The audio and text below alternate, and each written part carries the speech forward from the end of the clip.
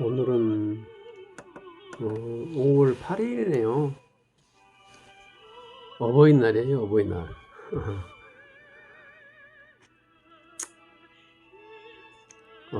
어렸을 적에 어버이날은 참 대단했죠. 그러나 저희가 이제 나이가 먹고 또 부모님들도 나이가 드시고 그러다 보니까 세파에 시달려서 그런지 어버이날이 그렇게 막 야단법석하는 그런 행사는 아닌 것 같습니다. 그도 그럴 것이 백색 가정의 발달로 우리 가정 주부님들 많이 좀 편해지셨잖아요. 요즘은 육체적으로 고통스러운 그런 어머님들은 별로 안 계실 거예요. 물론 계시라 있습니다만은 일부는 정신적으로 많이 힘드시죠. 일단 오늘 어버이날입니다. 그리고 저는 이제 4년째 제 어머님을 제가 모시고 있어요. 어머님을 제가 모시고 있는데 그도 이렇게 똥을 좀 다 이렇게 수발하면서 목욕시켜드리고 또 걷지를 못하시니까 휠체어 산포해드리고 이렇게 생활하고 있는 그런 와중에 어버이날입니다.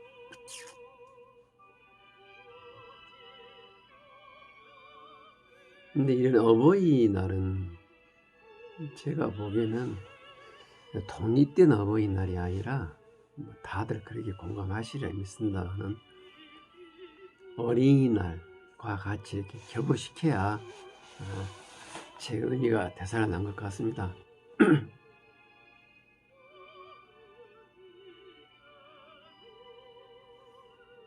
어버이날은 어린이날과 같이 이렇게 연계해서 이렇게 행사를 한 날로 했으면 쓰겠어요.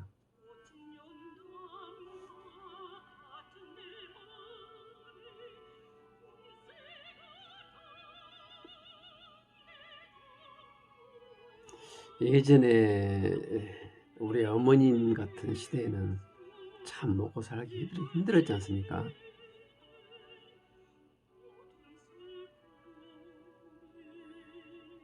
제가 보기에는 우리 가정 주부님들의 삶은 1970, 80년대, 70년대 거기가 우리 한민족사 가정 주부님들의 변혁이었지 않냐 생각이 드네요.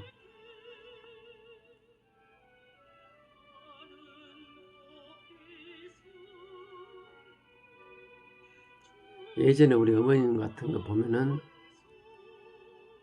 제가 변혁기가 주부님들 제가 혼자 하는 넋두리입니다. 1차 변혁기하고 2차 변혁기가 있는데요. 가정 주부로 봐서 1차 변혁기는 그 가정 펌프 있죠. 펌프 물 펌프가 있기 이전의 시대, 그러니까 우물 시대에는 우리 주부님들이 굉장히 힘들었을 것 같아. 빨래도 내거로 나가야 되고 밥도 할 때 그 밥 씻으려면 물이 있어야 되잖아요. 그러면 물을 뜨러 가잖아요. 생가로. 그 고통이 아마 심했었을 것 같아요. 저도 어릴 때 동네 우물가에 가서 물을 떠 왔습니다. 비가 오나 눈이 오나 항상 해지기 전에는 물이 있어야 돼요. 그 물동이가. 그러면 물론 어릴 때는 저희 부모님이 물을 채워놨겠죠. 그러나 저희가 커서는 저희가 채워놨습니다. 제가 어릴 때 보면은 제 누님이 지금 돌아가셨습니다만은 물동이에다가 물을 이고 그 먼 길을 머리 쥐고 와서 이렇게 물을 부어요.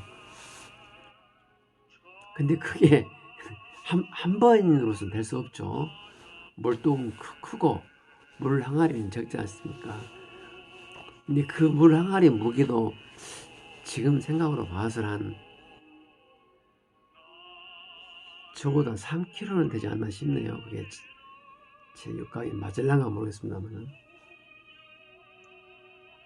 근데 그게 또 이게 봄, 여름, 가을은 괜찮아요. 겨울철에는 빙판길이지 않습니까? 이렇게 물을 치고 물이 이렇게 남실남실 그러고 넘쳐요. 그러면 손으로 이렇게 물이 다 적시죠. 물이 얼마나 찬바람에 물이 손에 베이면 아주 칼로 베는 것처럼 시렵죠. 근데 그 길을 왔다 갔다 하면서 물독에 물을 채워놔요.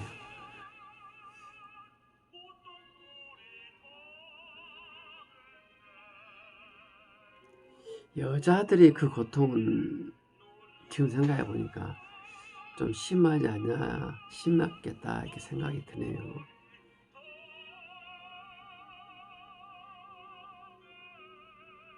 그러니까 명절 같은 데는 사전에 물 공수 작전이죠. 온 동네 사람들이 미리미리 채워놔야 됩니다. 그래야 뭐 간단한 빨래도 하고 설거지도 하고 목욕도 하고 그 시절에 목욕탕이 어디 있습니까? 겨울철에는 여름철에는 냇가나 혹은 밤에 우물가에 가서 목욕을 하죠.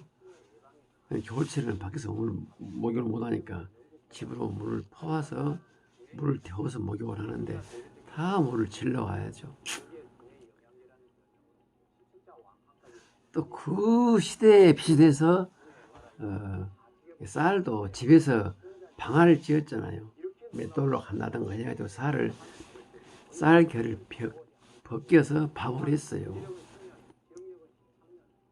그러니까 펌프가 제 생각에 맞을런가 모르겠습니다만은 펌프가 도입이 된 무렵에 아마 방앗간도 들어오지 않았나 싶네요. 근데 방앗간 들어와도 서민들은 방앗간 이용을 별로 못했겠죠. 집에서 다 이렇게 갈아서 밥을 지었을 겁니다.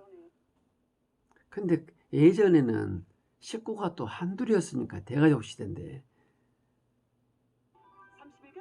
수명에서 수십 명 분우 쌀을 다 갈았죠. 가정주부님들이 물도 지어 나르고 빨래야 당연하고요. 집안 청소도 얼마나 힘들었겠습니까? 그 와중에 또 밭일도 해야 되고 바다 일도 해야 되고 그래서 그 물과 그 정미로부터 해방되는 게 아마 우리 가정주의 1세대가 아닐까 생각이 드네요. 그 다음 2세대가 문자 그대로 이제 가전제품의 범람이죠. 손가락 까딱 하면 밥이 되고 손가락 까딱 하면 빨래가 되고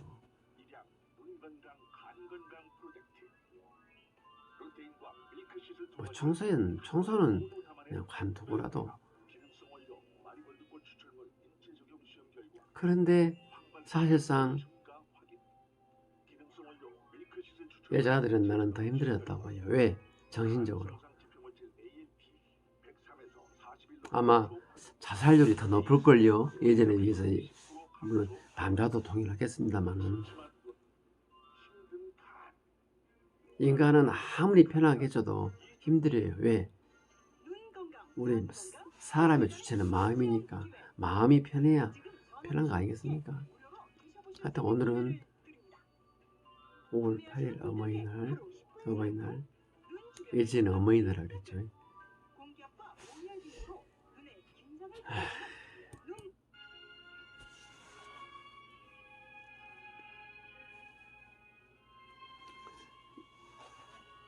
나라가 고령화, 초고령화 사회로 이렇게 접어드는데, 우리들의 어머님을 우리 사회가, 좁게는 우리 가정에서, 넓게는 우리 사회나 국가에서 어떻게 이렇게 연착륙 해주느냐, 이 노인 문제를, 이게 굉장히 국가적으로 난 문제입니다. 출산율과 더불어 난 문제인데, 이 노인 문제와 출산율 저하의 기본에는 이기주의와 개인주의가 진하게 깔려 있는데, 그걸 해결하지 못하고 수십조, 수백조, 아니 수천조 돈을 아마 부을 겁니다. 지금 수십조 쏟아 부었죠. 그러면 결과는 뭡니까? 세계에서 1등가는 출산율 저하 국가고, 아마 조만간에 초고령 사회도 1등이 될 거예요. 왜 한국이 이럽니까? 나는 지금 이 개인주의와 배금주의가 이 고령 사회와 출산율 저하의 기본에 있다는 것을, 만약에 제 말이 맞다면 저만 아는 것일까요? 왜 그걸 누가 말하는 사람이 없네요.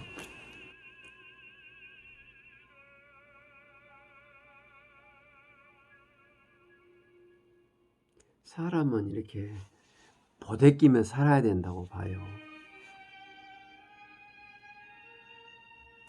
보대끼면서 살 때 우리 마음이 가장 행복한 것 같아요. 더불어 살 때. 더불어 살 때 그 기쁨은 영원할 거예요. 아마 그 기쁨 다들 느껴보셨죠? 우리가 소고기를 한 트럭 사서 냉장고 안에 넣으면 행복합니까? 금덩이를 사서 방 안에 가득 넣으면 행복합니까? 기분은 좋겠죠. 그러나 그 누군가가 나를 사랑해주고 나를 그리워해주고, 그런 사람이 이 우주에 하나만 있다는 것은 얼마나 행복한 일입니까?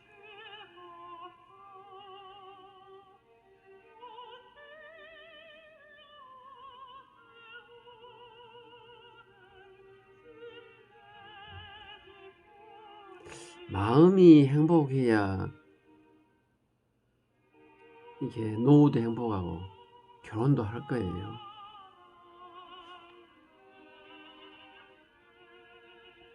출산율 문제는 우리 가족제도 파탄, 그러니까 호적제도 폐지, 그다음에 핵가족 사회, 그다음에 성의 문란, 이것과도 관련이 깊어요. 거꾸로 말해서 호족제도가 엄격하고 대가족제도고 성이 개방이 안 될 때는 출산율이 높았습니다.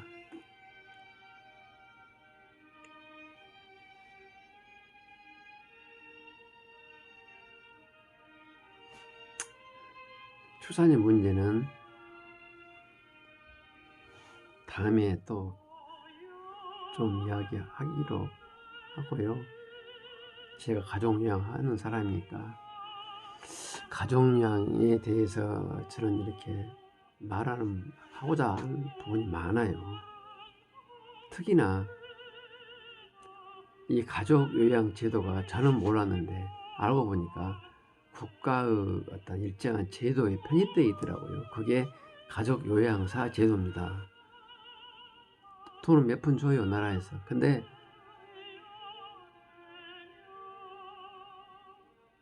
정말 받기 싫어요.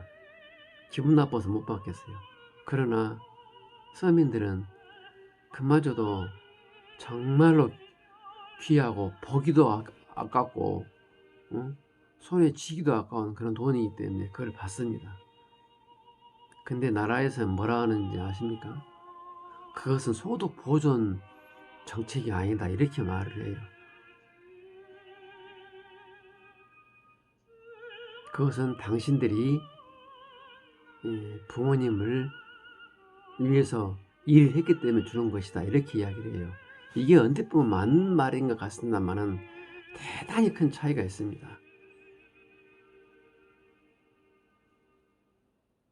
지금 가족요양제도가 나라에서 주는 거지만 아시는 분은 아시라 믿습니다만 한 단계를 거쳐 지급이 되죠. 그건 뭐니 요양센터입니다. 그러면 왜 그러느냐? 요양센터가 가족요양을 제대로 한가 너희들이 감시를 하고 좀 체크를 해다오. 이렇게 하면서 거기를 거쳐서 돈이 나와요. 당연히 거치면 수수료가 떨어지겠죠. 근데 그 수수료가 만만치 않아요. 우리 저희들로 봐서는.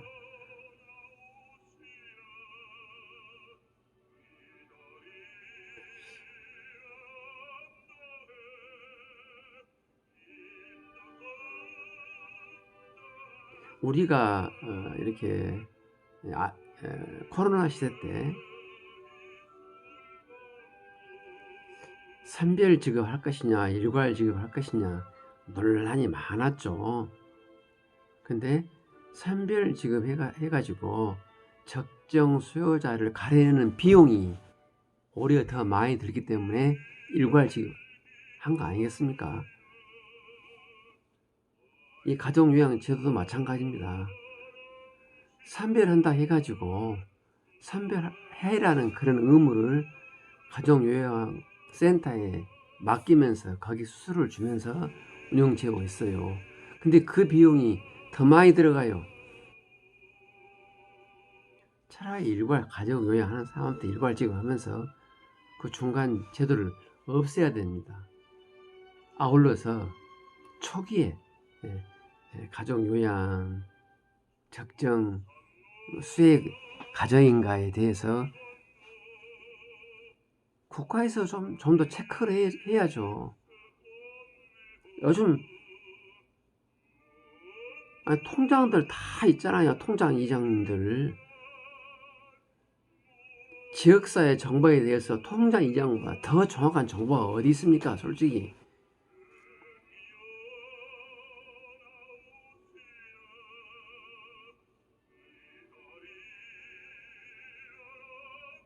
그리고 지금 현실로도 통장 이장님들 활용하고 있어요. 그러면서 이중으로 또 가정요양센터에다 수수료를 지급하면서까지 왜 그렇게 이중풀이를 하냐 이거예요.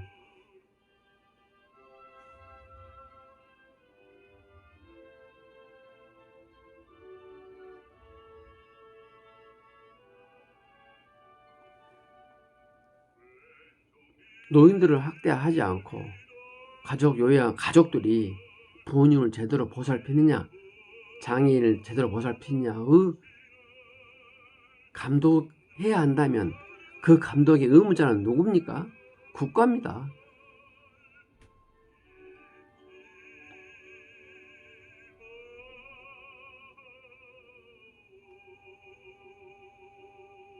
그럼 국가가 최소 비용으로 가장 합리적인 방법으로 적정 가족요양 여부를 판단해야죠.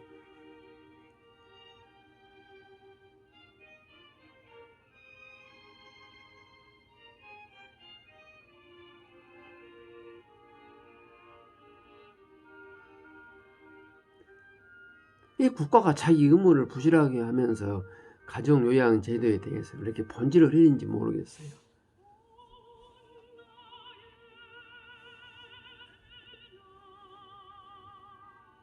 저는 이 가족요양 제도가 부실한 수혜자가 있다면 통장 이장님을 활용해가지고 그 점검하는 게 옳다고 봐요. 센터를 이용할 게 아니라. 혹자는 이렇게 이야기를 합니다. 통장 이장을 활용하면 정실에 휩싸이기 쉽다. 다 아는 사람 아니냐. 그러니까 대충 넘어가지 않느냐. 그럴 경우도 있겠죠. 그렇다면 반대로 센터의 경우는 없을까요? 내가 보기엔 더 있는 것 같은데. 왜? 센터는 영업이기 때문에.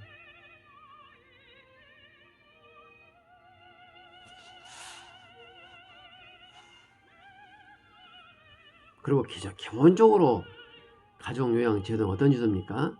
남이 남을 보호하는 게 아니라 피부치가 피부치를 보호하는 거 아닙니까? 거기에 대해서 어떤 잣대로 누가 관리 감독을 한단 말입니까?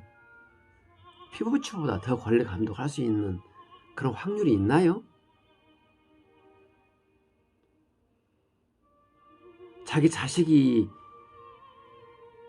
부모를 모시는데 그 자식보다 더 부모를 사랑하는 주체가 우주에 있습니까?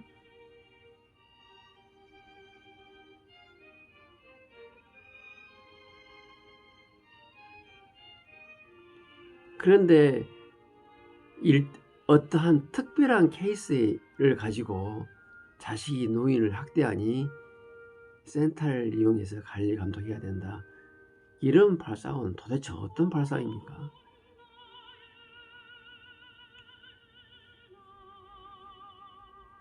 다시 말합니다. 국가를 운영함에 있어서는 최소 예산으로 최대 효과를 내야 돼요. 돈을 옆으로 세게 해서는 안 됩니다. 지금 이 가족요양 출발은 방문요양에서 시작이 됐어요.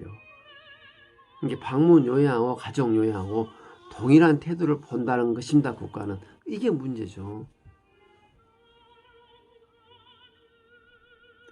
방문요양은요, 쉽게 말해서 공적인 책임을 국가가 하기 위해서 부득이하게 나온 제도 아닙니까? 남이 남을 보호하는 거예요. 가족요양은 이것도 부득이한 경우입니다만은, 뭐 부득이하지 않은 경우도 있겠습니다만은, 피가 피를 보살피는 겁니다. 차원이 달라요. 이 방문요양과는. 그 동일하게 본다는 자체가 얼마나 좋습니까? 예.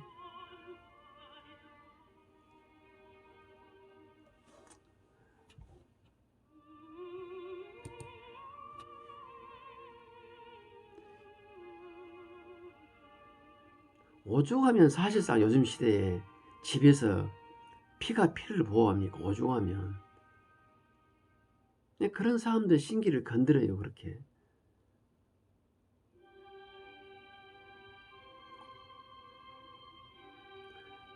그러니까 방문요양 입장에서 가족요양을 보기 때문에 처음에 가족요양 시작함에 있어서 피곤해요. 이 가족요양하는 담당하는 담당자와 대화하기가 피곤해요. 물론 나라에서는 돈이 나가기 때문에 적절한 관리 감독을 하고 체크를 한다. 그것은 옳습니다만은 그것은 현장 와서 답사하면 되지 않습니까?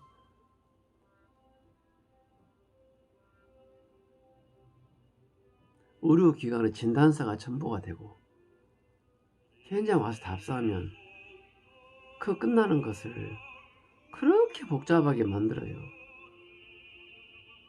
예컨대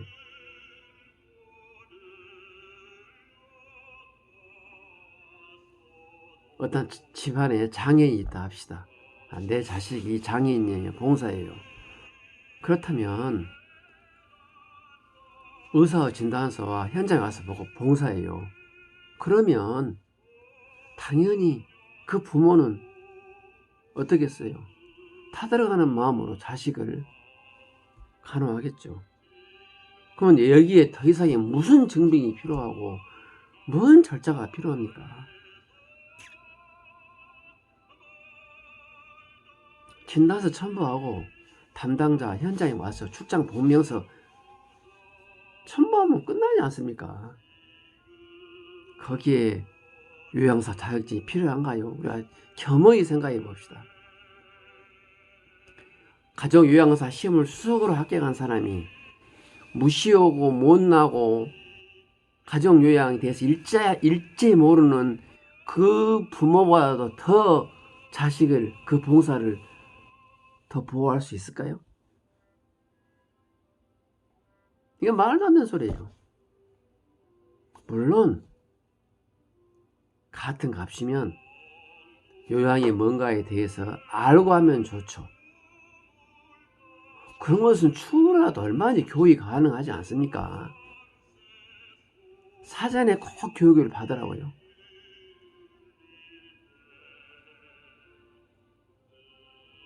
저 같은 경우에는 가족 요양사만 따는데 1년 넘게 걸렸어요. 제가 무식해서 못나서 그랬을까요?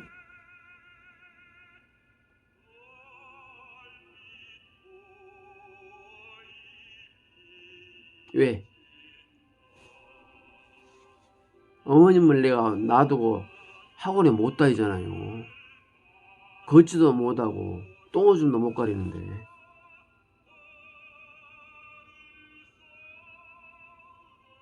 이게 뭡니까?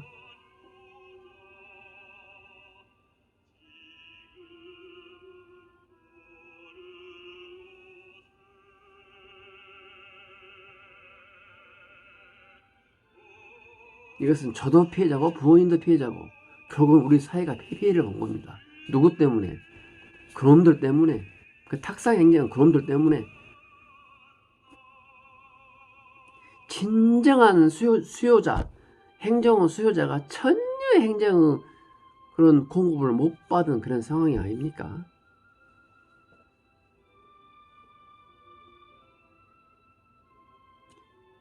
제가 이렇게 해서 가정요양사를 땄어요.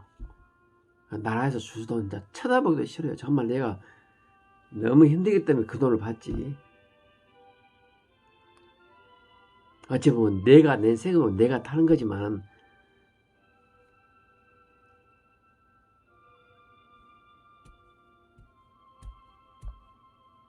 도대체가 나는 뭐가 뭔지 모르겠어요.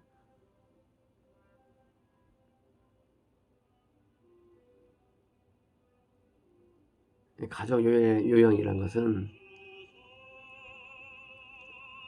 환자분 그분이 누구와 같이 있고 누구한테 이렇게 누구 보호를 받는 것을 가장 기뻐를 하겠습니까? 말 못하는 그들이지만 가족 아니겠습니까?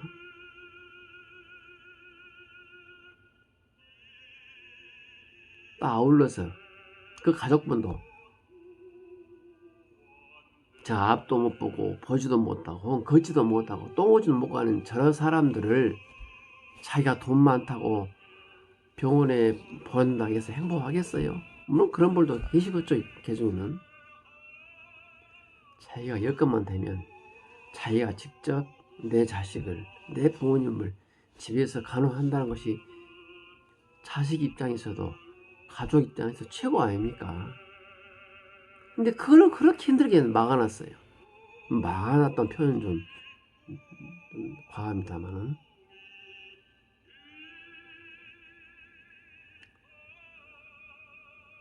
다시 말해서 의사 진단서와 현장 확인이 되면은 가족요양 제도는 센터를 없애버리고 국가에서 통장 이장을 통해서 직접 관리해야 된다.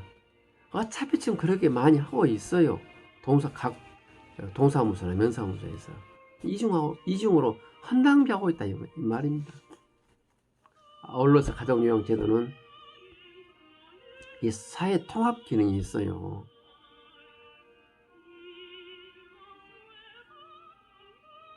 어떠한 가정이 사이가 있으면 가정이 불행하고 병들면 그 가정이 불행하면 사회가 불행하지 않습니까?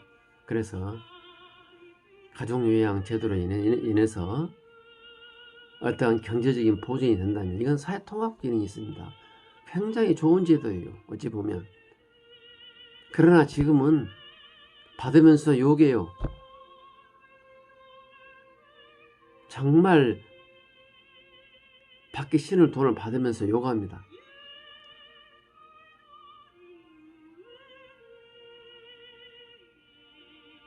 국가가 모든 행정정책에는요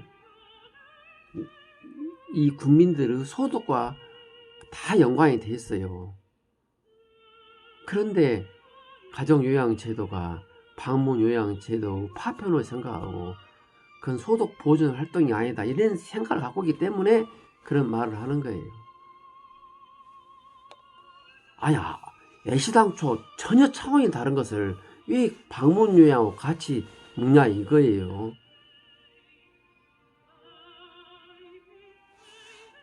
어찌 보면 가정요양은 요양도 아닙니다. 당연히 가족으로서 해야 할 일이에요. 요즘 시대가 그러니까 그것이 말이 많지. 옛날 같으면은 그건 누가 봐도 너 고생한다 말도 안 해요. 당연히 해야 할 일이기 때문에.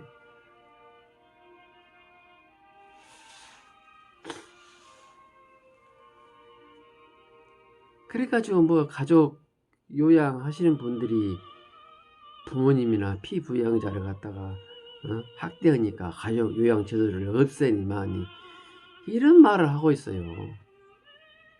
그렇다면 그 잘난 방문 요양은 잘하고 있습니까?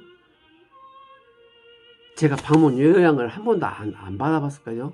저 3년 동안 받아봤어요. 뭐라 하라고 이야기를 하셔야지.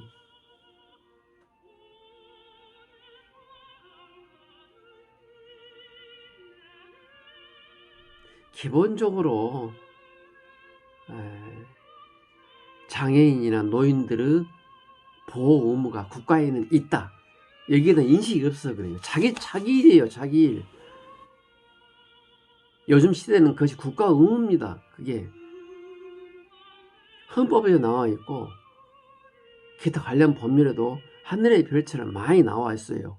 무엇이라고요? 국가 의무라고.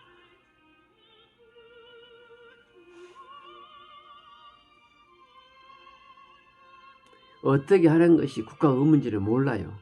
그게 단편적으로 지금 나타내는 것이 노인에 관한 통계가 없다는 거예요. 우리나라가. 통계는 있는데 쓰레기 통계들, 아무 의미 없는 통계들, 진정한 노인과 그 가족들의 입장에서 나온 통계는 없어요.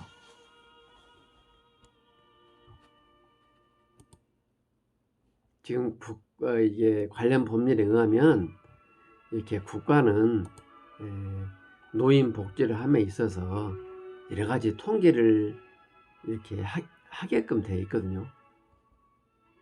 근데 사실상 그 통계는 노인들의 복지를 위한 통계고 그 노인과 더불어 사는 그 가족을 위한 통계 데이터 나와야 되는데 그게 없어요.